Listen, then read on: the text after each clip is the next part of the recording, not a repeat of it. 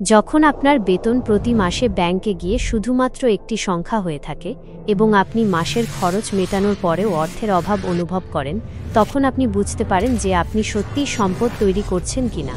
প্রায়শই আমাদের মধ্যে অনেকে আজও ব্যাংককে তাদের অর্থের জন্য নিরাপদ পার্কিং স্পট মনে করেন, এফডি, আরডির মতো জিনিসে টাকা বিনিয়োগ করেন। কিন্তু আপনি জেনে অবাক হবেন যে রিজার্ভ ব্যাংক প্রতি বছর প্রায় 4% পর্যন্ত মুদ্রাস্ফীতি আশা করে, তাই আপনার সেভিং অ্যাকাউন্টে প্রাপ্ত সুদের হারও ততটুকুই। কিন্তু বাস্তবে যদি বাজারের মুদ্রাস্ফীতি দেখা যায়, তবে তা 7 থেকে 8% এর মধ্যে থাকে।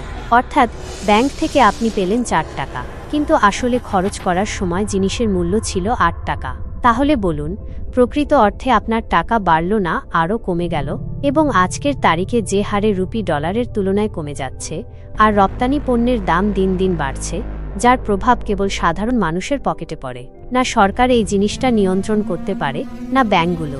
আর পুনরুদ্ধারের জন্য সাধারণ মানুষের উপর চাপ পড়ে, যে চুপচাপ চাকরি করে, পরিশ্রম করে টাকা রোজগার করে, তার অর্ধেক টাকা বাড়িতে দেয় এবং বাকি অর্ধেক ট্যাক্স ও মুদ্রাস্ফীতির কারণে সরকারের হাতে চলে যায়। মাসের শেষে তার কাছে একটা খালি মানিব্যাগ ছাড়া আর কিছুই থাকে না। তাই আজকের এই প্রতিযোগিতামূলক বিশ্বে যদি আপনি ভাবেন যে একটি চাকরির ভরসায় আপনার পুরো জীবন কেটে যাবে, তবে এমনটা হবে না। আজকের তারিখে আমাদের কাছে একাধিক সম্পদ এবং একাধিক আয়ের উৎস থাকা খুবই জরুরি, যা প্রয়োজনের সময় কিছু না করেই আপনাকে দীর্ঘ সময়ের জন্য টাকা দিতে থাকবে। সুতরাং আজ আমি আপনাকে 8টি এমন সম্পদের কথা বলবো যা আপনার পকেটে সবসময় টাকা আনতে থাকবে। যার মধ্যে প্রথম সম্পদটি হল সম্পদ 1, smart real estate. Richest dad খ্যাত রবার্ট কিওসাকি বলেন, যদি আপনি প্যাসিভ ইনকাম করতে চান এবং সত্যিই ধনী হতে চান, তবে রিয়েল এস্টেটে বিনিয়োগ করুন। এবং যদি আপনি তার প্রথম বিনিয়োগটি দেখেন, তবে সেটিও এমনই ছিল, একটি ছোট সম্পত্তি যা তিনি বাজার মূল্যের চেয়ে কম দামে কিনেছিলেন, যেটিকে তিনি কিছুটা সংস্কার করেছিলেন এবং তারপর লাভসহ বিক্রি করে দিয়েছিলেন। সহজ কিন্তু স্মার্ট, এবং এই কৌশলটি তাকে কোটিপতি হওয়ার পথে নিয়ে গিয়েছিল। আজকের দিনেও এই কৌশলটি ততটাই শক্তিশালী। ভারতের রিয়েল এস্টেট বাজার বর্তমানে $350 বিলিয়ন এবং 2030 সালের মধ্যে এটি $1 ট্রিলিয়ন পৌঁছানোর আশা করা হচ্ছে। আবাসন খাত ইতিমধ্যেই আমাদের জিডিপির 13% অবদান রাখে এবং আগামী 10 বছরে 18.7% বার্ষিক বৃদ্ধির প্রত্যাশিত। এর অর্থ হল এটি এমন একটি সম্পদ যেখানে শুধু ইট আর সিমেন্ট নয়, ভবিষ্যতের সোনাও লুকিয়ে আছে। স্মার্ট রিয়েল এস্টেট ডিল মানে শুধু সস্তা সম্পত্তি কেনা নয়, বরং সঠিক সময়ে, সঠিক জায়গায় এবং সঠিক মূল্যে বিনিয়োগ করা। যেমন প্রাক লঞ্চ সম্পত্তি, যেখানে বিল্ডাররা প্রাথমিক ক্রেতাকে 10 থেকে 15% পর্যন্ত ছাড় দেন। অর্থাৎ ধরে নিন আপনি আজ 30 লক্ষ টাকায় একটি ফ্ল্যাট কিনলেন এবং 5 বছর ধরে রাখলেন। বাজার যদি 15% CAGR, যৌগিক বার্ষিক বৃদ্ধির হার বৃদ্ধি পায়, তবে সেই ফ্ল্যাটটি 60 লক্ষ টাকায় পৌঁছে যাবে। পাশাপাশি যদি আপনি সেটিকে ভাড়া দেন, তবে মাসে 20 থেকে 25 হাজার টাকা সহজেই আয় করতে পারবেন, যা বছরে হয় 3 লাখ টাকা, অর্থাৎ একটি প্যাসিভ ইনকাম। এবং যদি আপনি আরও একটু স্মার্ট হতে চান, তবে কো লিভিং স্পেসের মতো নতুন ট্রেন্ড ধরুন, যেখানে ভাড়া থেকে আয় ঐতিহ্যবাহী ফ্ল্যাটের তুলনায় 7 থেকে 10% পর্যন্ত হয়। এবং যদি আপনার বাজেট ততটা না থাকে এবং আপনি রিয়েল এস্টেট বাজারে প্রবেশ করতে চান, তবে REITs real estate investment trust এর মতো ডিজিটাল রিয়েল এস্টেট বিকল্পও উপলব্ধ আছে, যেখানে সম্পত্তি না কিনে আপনি 6 থেকে 7% পর্যন্ত স্থিতিশীল লভ্যাংশ আয় করতে পারেন। তাই কথাটি সহজ, সবাই বাড়ি কেনে, কিন্তু যদি একটু স্মার্টলি কেনা হয়, তবে সেই বাড়ি একটি টাকা তৈরির যন্ত্রে পরিণত হয়। সম্পদ 2, ভ্যাকেশন রেন্টালস। ধরুন আপনার একটি পুরনো স্কুটি, একটি পুরনো গাড়ি এবং একটি খালি পড়ে থাকা সম্পত্তি। যদি এইসব আপনার জন্য টাকা রোজগার করতে শুরু করে, তাহলে কেমন হয়? আজকাল মানুষ ছুটিতে কেবল উপভোগ করে না, তারা অভিজ্ঞতা কেনে। এবং এই প্রবণতাটি একটি নতুন সম্পদ শ্রেণীর জন্ম দিচ্ছে, যার নাম ভ্যাকেশন রেন্টালস। ভারতে এয়ারবিএনবি এর মতো প্ল্যাটফর্মে 1 লক্ষেরও বেশি সক্রিয় তালিকা রয়েছে এবং একজন গড় হোস্ট বছরে প্রায় 5.5 লাখ টাকা উপার্জন করছেন। এর অর্থ হল, যদি আপনার একটি ভালো অবস্থানে বাড়ি থাকে, তবে সেটিকে হোটেল বানানোর দরকার নেই। কেবল একটি স্মার্টফোন এবং একটু সেটআপ, আর টাকা আপনার অ্যাকাউন্টে আসতে শুরু করবে। এই সম্পদটি আরও বিশেষ কারণ এর বাজার দ্রুত গতিতে বাড়ছে। 2024 সালে এর আকার 24,000 কোটি টাকার বেশি ছিল এবং আগামী কয়েক বছরে এটি 1.3 লক্ষ কোটি টাকায় পৌঁছাতে চলেছে। কারণ মানুষ এখন গোপনীয়তা, আরাম এবং স্থানীয় অনুভূতিযুক্ত জায়গায় থাকতে পছন্দ করে, যেখানে তারা একটি অনন্য থাকার অভিজ্ঞতা পায়। আপনার 2 বিএইচকে সম্পত্তি, যা হয়তো এমনিতেই খালি পড়ে আছে, সেটি একটি দম্পতির মধুচন্দ্রিমা বা কোনো একক ভ্রমণকারী পালানোর স্থানে পরিণত হতে পারে। যদি আপনি একটু স্মার্ট মূল্য নির্ধারণ এবং রক্ষণাবেক্ষণের দিকে মনোযোগ দেন, তবে আপনি 50 থেকে 60% দখলদারিত্বের সাথে 3 থেকে 4 লাখ টাকা পর্যন্ত বার্ষিক আয় করতে পারেন। বাড়ির পাশাপাশি আপনি আপনার গাড়ি বা স্কুটি থেকেও আয় করতে পারেন। জুম কার, রেভের মতো প্ল্যাটফর্মগুলি সপ্তাহান্তের ভ্রমণকারীদের জন্য স্বচালিত গাড়িগুলিকে সাশ্রয়ী এবং সহজলভ্য করে তুলেছে। তেমনি বাউন্স বা ইউলুয়ের মতো অ্যাপগুলি মেট্রো শহরগুলিতে স্কুটি শেয়ারিংয়ের জন্য একটি নতুন প্রবণতা নিয়ে এসেছে। আপনার নিজের দ্বিচক্রযানও একটি ছোট ইএমআই পরিশোধকারী বা ছোট রাইড নেওয়া শিক্ষার্থীর জন্য সম্পদ হতে পারে এবং আপনার জন্য একটি ধারাবাহিক ভাড়ার আয়ের উৎস হতে পারে। অর্থাৎ ভ্যাকেশন রেন্টাল শুধুমাত্র একটি বিলাসিতা নয়, একটি সুযোগ। বাড়ি, গাড়ি বা স্কুটি যা আগে শুধু এক কোণে পড়ে থাকত, এখন তারা 3টি আলাদা কোণ থেকে আয়ের উৎস আনতে পারে। এবং একেই বলে স্মার্ট বিনিয়োগ, যেখানে আপনি সম্পদ তৈরি করেন না, বরং সঠিক সময়ে সেগুলোকে সক্রিয় করেন। সম্পদ 3, শিল্প ও সংগ্রহযোগ্য বস্তু। কখনো ভেবেছেন যে একটি ছবি আপনাকে কোটিপতি বানাতে পারে? তৈয়ব মেহতার একটি শিল্পকর্ম টুসেট বুল 61 কোটি টাকায় নিলাম হয়েছিল, এবং এটি কেবল শুরু। ভারতের শিল্প বাজার গত কয়েক বছরে রকেটের মতো বেড়েছে। স্যাফরন আর্টের রিপোর্ট অনুযায়ী ভারতের আধুনিক ও সমসাময়িক শিল্প 1000 কোটি টাকার বেশি নিলাম টার্নওভার দিয়েছে। এটি 14 থেকে 18% CAGR যৌগিক বার্ষিক বৃদ্ধির হার গতিতে বাড়ছে। আজকের দিনে শিল্প কেবল সাজসজ্জা নয়, এটি একটি গুরুতর বিনিয়োগে পরিণত হয়েছে। যারা মিউচুয়াল ফান্ড এবং স্টকে বৈচিত্র্য আনেন, তাদের জন্য শিল্প ও সংগ্রহযোগ্য বস্তু একটি নতুন সুযোগের দরজা খুলে দেয়। এখন ভিনটেজ কয়েন, কমিক্স, উপজাতীয় গহনা বা সীমিত সংস্করণের প্রিন্টে বিনিয়োগ আপনাকে দীর্ঘমেয়াদে আশ্চর্যজনক বৃদ্ধির সুবিধা দিতে পারে। এখন সংগ্রাহকরা শুধু বড় শহরগুলিতে সীমাবদ্ধ নন। অনলাইন গ্যালারি এবং ইন্ডিয়ান আর্ট ফেয়ারের মতো ইভেন্টগুলি নতুন বিনিয়োগকারীদের যুক্ত করেছে। এবং সবচেয়ে বড় কথা হল, শিল্প এমন একটি সম্পদ যার একটি আবেগিক মূল্যও থাকে। এবং যদি আপনি চান যে আপনার সম্পদ রুচিশীল এবং স্মার্ট উভয়ই হোক, তবে একবার শিল্প অবশ্যই চেষ্টা করুন। সম্পদ 4, প্রিন্ট অন ডিমান্ড।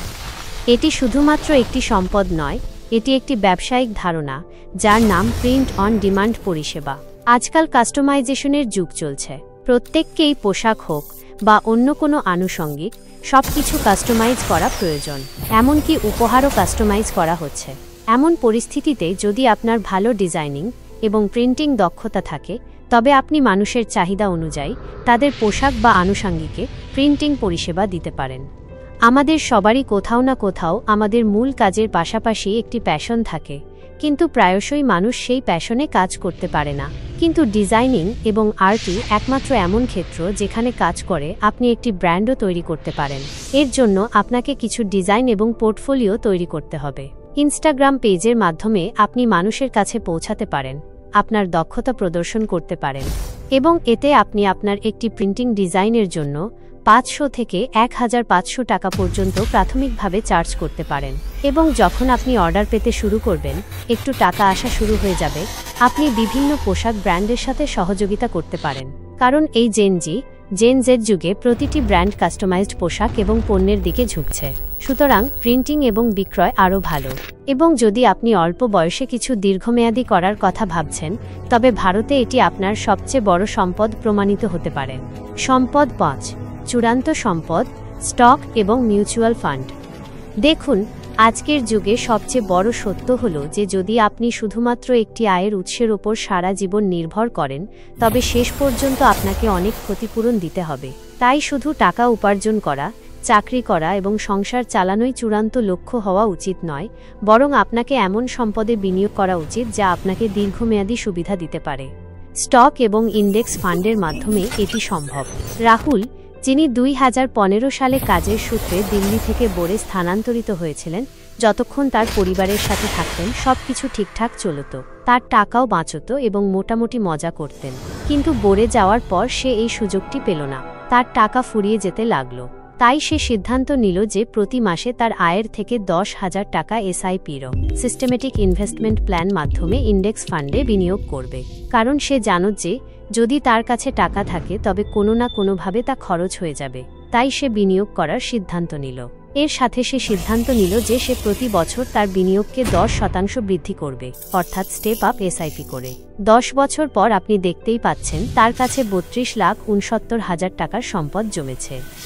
এবং এখন অবশেষে রাহুল সিদ্ধান্ত নিল যে এখন তাকে তার নিজের শহর এবং পরিবারের সাথে থাকতে হবে।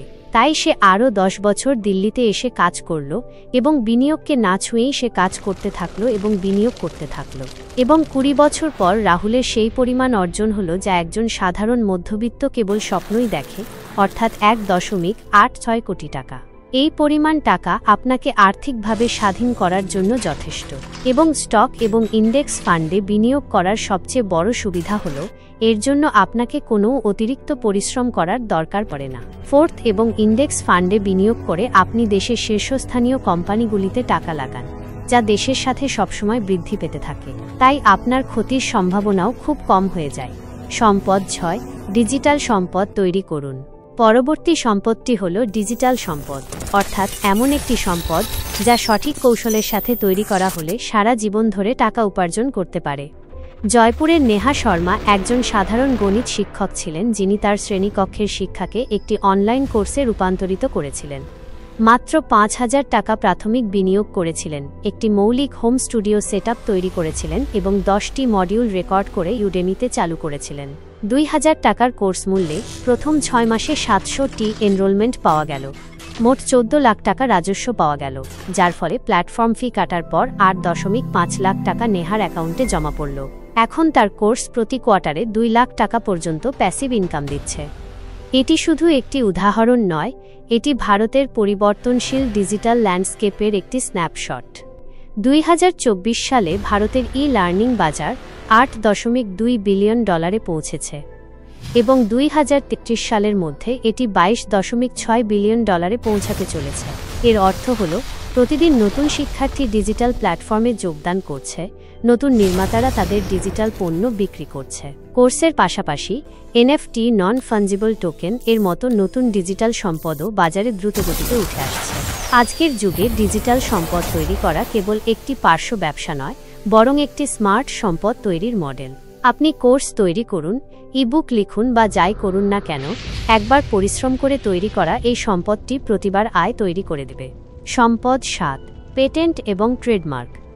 বেঙ্গালুরুর বিকাশ এবং গৌতম বোজন হোয়াইট ওয়াটার নামে একটি স্টার্টআপ শুরু করেছিলেন, যার লক্ষ্য ছিল বর্জ্য জলকে এত ভালো স্তরে শোধন করা যাতে এটি আবার ব্যবহার করা যায়। তাদের 11 স্তরের পরিশ্রাবণ পদ্ধতির পেটেন্ট এত কার্যকর ছিল যে প্রিমিয়াম অ্যাপার্টমেন্টগুলিতেও প্রতিদিন 60,000 লিটার জল পুনরায় ব্যবহার করা যেতে লাগল। তারা শুধু প্রযুক্তি তৈরি করেননি, বরং সেই প্রযুক্তিকে ওয়াটার অ্যাজ এ সার্ভিস মডেলে রূপান্তরিত করে আয়ের একটি ধারাবাহিক উৎসও তৈরি করেছেন। আজ তারা প্রতিদিন 1 মিলিয়ন লিটার জল পুনর্ব্যবহার করেন এবং 3.5 কোটি টাকা তহবিলও সংগ্রহ করেছেন। অর্থাৎ উদ্ভাবন শুধুমাত্র মস্তিষ্কের খেলা নয়, বরং এমন একটি জীবনব্যাপী সম্পদ যা আপনাকে এবং আপনার পরবর্তী প্রজন্মকে বসিয়ে খাওয়াতে পারে। আজকের দিনে শুধু ভৌত সম্পত্তিই টাকা তৈরি করে না, বরং এমন মস্তিষ্কের সম্পত্তিও আয়ের একটি শক্তিশালী উৎস তৈরি করতে পারে। একটি পেটেন্ট আপনাকে 20 বছরের এক্সক্লুসিভ অধিকার দেয়, যার অর্থ হল আপনার অনুমতি ছাড়া অন্য কেউ আপনার ধারণা ব্যবহার করতে পারবে না। এর মাধ্যমে আপনি লাইসেন্সিংয়ের মাধ্যমে একটি নিয়মিত আয়ের প্রবাহ তৈরি করতে পারেন। অন্যদিকে ট্রেডমার্ক আপনার ব্র্যান্ডের নাম, লোগো বা ট্যাগলাইনকে একটি অনন্য পরিচয় দেয়। ভারতে 2023 সালে 4.8 লক্ষেরও বেশি ট্রেডমার্ক আবেদন দাখিল করা হয়েছিল, যার মধ্যে 95% ছিল দেশীয় ব্র্যান্ড। সম্পদ 8, ঈশ্বরের অর্থ। শেষ এবং সবচেয়ে মূল্যবান সম্পদ হল ঈশ্বরের অর্থ। রবার্ট কিওসাকি বলেন, এই নোটের মুদ্রাগুলি কেবল এক টুকরো কাগজ যা সরকার এবং প্রবিধান তৈরি করেছে, এবং তারা যখন খুশি এটিকে সরিয়ে দিতে পারে এবং এর মূল্য শূন্যও করতে পারে। তাই মুদ্রাগুলি কেবল এক টুকরো কাগজ, এবং তার এমন বলার পেছনে দুটি কারণ রয়েছে। প্রথমত, সোনা এবং রূপা হল এমন ঐশ্বরিক সৃষ্টি যা আপনাকে প্রতিটি বিপদ থেকে রক্ষা করতে সক্ষম। 2008 সালে যখন অর্থনৈতিক সংকট এসেছিল, তখন শেয়ার বাজার ধসে গিয়েছিল রিয়েল এস্টেটের দাম কমে গিয়েছিল। তখন সোনা ছিল একমাত্র সম্পদ যার দাম আকাশ ছুঁয়েছিল, যা বিনিয়োগকারীদের জন্য একটি বীমা পলিসির মতো প্রমাণিত হয়েছিল। আপনি সবসময় দেখতে পারেন, ভারতে কোনো উৎসব হোক বা যাই হোক, সব কিছুতে সোনা নিবেদন করা হয়, সোনা দেওয়া হয়। এর কারণ হলো সোনাই একমাত্র সম্পদ যা আমরা সত্যিই ঈশ্বরের আশীর্বাদ বলে মনে করতে পারি, যা বড় থেকে বড় বিপদেও আপনাকে বাঁচাতে পারে। এবং সোনায় বিনিয়োগের দ্বিতীয় সবচেয়ে বড় কারণ হলো মুদ্রাস্ফীতি। একদিকে যেখানে রুপি তার মুদ্রার মূল্য দ্রুত হারাচ্ছে, সেখানেই সোনা একমাত্র এমন সম্পদ যা ক্রমবর্ধমান মুদ্রাস্ফীতির সাথেও বাড়তে থাকে। সম্প্রতি এপ্রিল মাসে 10 গ্রাম সোনার দাম 1 লাখ টাকা ছুঁয়েছে। এটি দেখায় যে এটিই একমাত্র সম্পদ যা বাজারের মুদ্রাস্ফীতিকে সহজেই হার মানিয়ে দেবে। আর তাছাড়া এর সর্বজনীন গ্রহণযোগ্যতা এটিকেআরও গুরুত্বপূর্ণ করে তোলে। আজ থেকে 100 বছর আগের কথা বলুন বা 2025 সালের, সোনা তখনও প্রতিটি দেশে যেমন চলত, আজ তেমনই চলে। ইয়েন, রুপি, ডলার, পাউন্ড, দিরহাম এইসব শুধু তাদের নিজ নিজ দেশেই সীমাবদ্ধ, কিন্তু সোনা সর্বত্র সমানভাবে গৃহীত হয়। আজকাল মানুষ বিটকয়েন অনেক করে, কিন্তু সোনা তখন থেকে সবচেয়ে বড় পণ্য যখন বিটকয়েনের অস্তিত্বও ছিল না। তাই নিরাপদ আশ্রয়ের সম্পদে বিনিয়োগ করুন।